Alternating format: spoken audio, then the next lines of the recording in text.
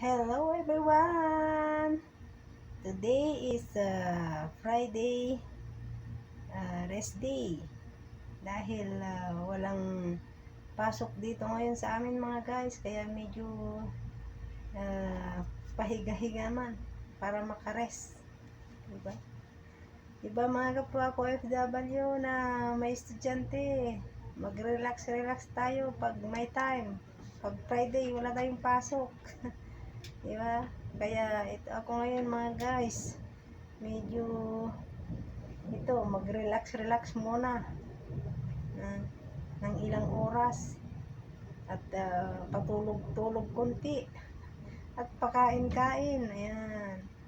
At mamaya samahan niyo akong mga guys at bibigyan natin yung mga kasama natin dito sa kabila dahil nawalan daw sila ng ng kain. Yan. At tayo naman mga guys na mga kaugalian natin mga Pinay at maawain tayo, diba?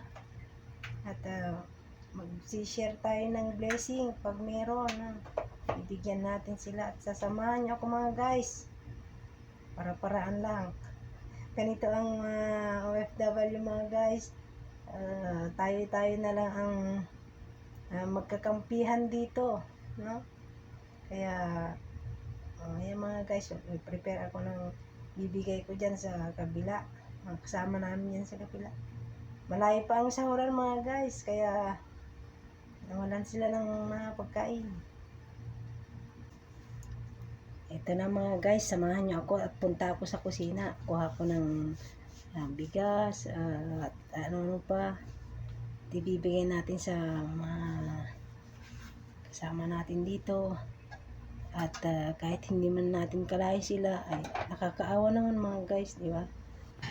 Ito na mga guys, nakakuha na ako ng ibibigay sa kanila, mga bigas, mga kamatis, sibuyas at iba pa mga guys. Hindi na ako nag-video sa loob kasi may mga CCTV dito, kaya ito silip-silip lang ako mga guys kung may mga tao dyan na makakita, kasi alam nyo naman dito sa amin mga guys, simple lang pagbibigay namin sa kapwa namin mga guys kasi bawal. Ayan, simple lang ako maglakad mga guys at kunwari din ako bumili ng para sa amin na gulay. Kaya ayan na ako, pagbalik na ako mga guys. Thank you for watching.